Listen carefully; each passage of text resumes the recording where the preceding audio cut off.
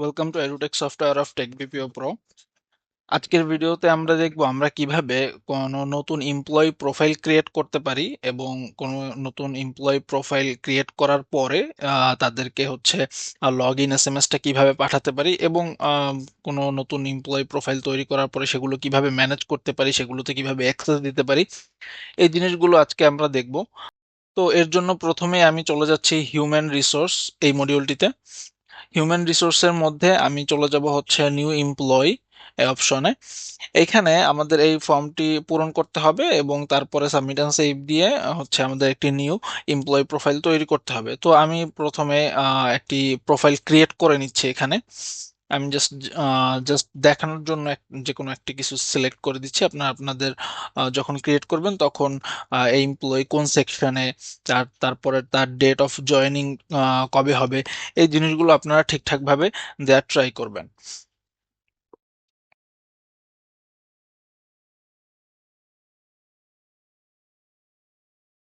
এরপরে হচ্ছে আমি এমপ্লয়ি টাইপ, আমি জাস্ট এগুলো এমনিতেই জাস্ট আপনাদের দেখানোর জন্য যে কোনো একটা সিলেক্ট করে দিচ্ছি। আপনারা যখন এই ফর্মটা পূরণ করবেন তখন অবশ্যই এক্সাক্ট যেই জিনিসগুলো আছে, যেমন এমপ্লয়ি টাইপ কোনটা হবে, তার ডেজিগনেশন কোনটা হবে, এই জিনিসগুলো একদম ঠিকঠাকভাবে দেওয়ার চেষ্টা করবেন। এরপরে আমি হচ্ছে জেন্ডার সিলেক্ট করে নিচ্ছি। এখানে জাস্ট আমি হচ্ছে আমার মোবাইল নাম্বারটা দিয়ে দিব।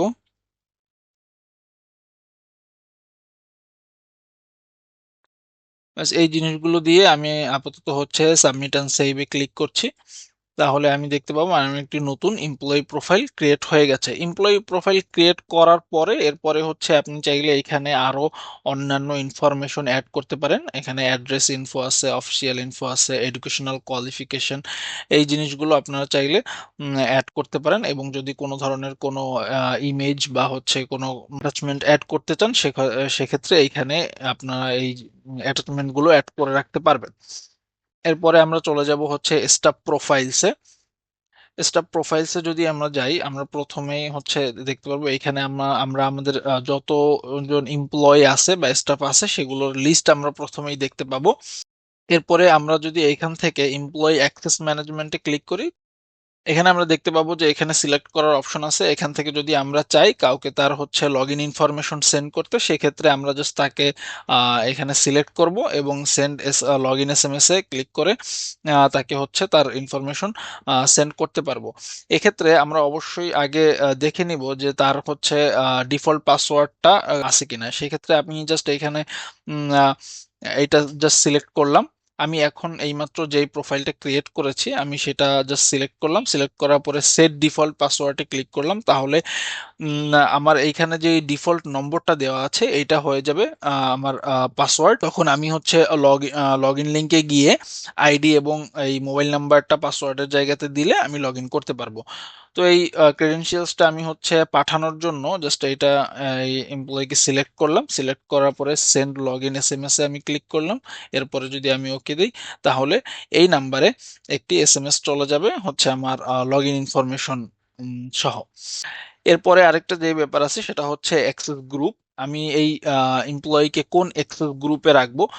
সাপোজ আমরা এখানে হচ্ছে অ্যাক্সেস কন্ট্রোল ম্যানেজমেন্টে কয়েক ধরনের গ্রুপ তৈরি করে রাখতে পারি, যে আসলে সে অ্যাডমিন অ্যাক্সেস গুলো পাবে কিনা, সে অ্যাডমিনিস্ট্রেশনে যেই ধরনের কাজগুলো হবে সেগুলোর অ্যাক্সেস সে পাবে কিনা, নাকি সে হচ্ছে শুধুমাত্র টিচার গ্রুপে থাকবে, সে শুধু টিচার রিলেটেড কাজগুলোর অ্যাক্সেস পাবে কিনা, এইরকম। সো এখান থেকে আমরা হচ্ছে অ্যাক্সেস গ্রুপ সিলেক্ট করে দিতে পারি। আমি যেহেতু এখানে অ্যাডমিন সিলেক্ট করেছি ডেজিগনেশনে, সেক্ষেত্রে আমি জাস্ট এখানে অ্যাডমিন সিলেক্ট করে দিলাম। তাহলে অ্যাডমিন সিলেক্ট করে দিলে তাহলে আমি অ্যাডমিন অ্যাক্সেস গ্রুপের আন্ডারে চলে যাব। তাহলে অ্যাডমিন অ্যাক্সেস গ্রুপে যেই যেই জিনিসগুলোর অ্যাক্সেস দেওয়া আছে সবগুলোই আমি পাবো। এরপরে এই সাইডে আপনারা দেখতে পাচ্ছেন হচ্ছে ট্রান্সফার এবং প্রমোট। এখানে যদি আমি ক্লিক করি এখান থেকে হচ্ছে আপনি কোনো একটি এমপ্লয়িকে হচ্ছে কোন ইয়ারের এক্সেল গ্রুপে হচ্ছে আপনি পাঠাতে চান সেটা করতে পারবেন। যেমন এইটা আছে হচ্ছে 25-26 সেশনে।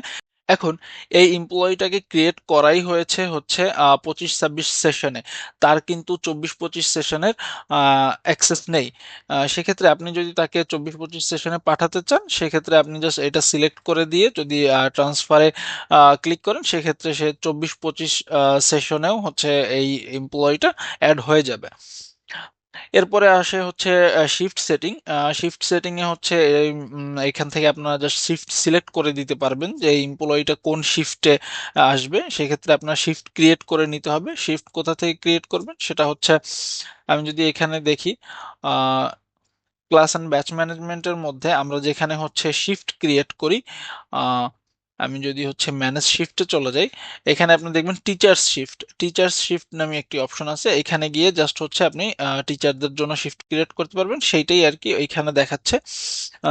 আমাদের এখানে দেখতে পাবেন যে একটি শিফট ক্রিয়েট করা আছে। তো আমি এখানে যদি এখন ক্লিক করি তাহলে এই শিফটটি পাবো।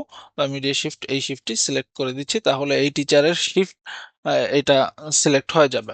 এমন করে আপনারা কোনো একটা এমপ্লয়ি ক্রিয়েট করা এবং ক্রিয়েট করার পরে তাকে হচ্ছে সেই তার লগইন এসএমএসটা সেন্ড করা এবং তার প্রোফাইল ম্যানেজ করা, এই জিনিসগুলো আপনারা এখান থেকে করতে পারবেন।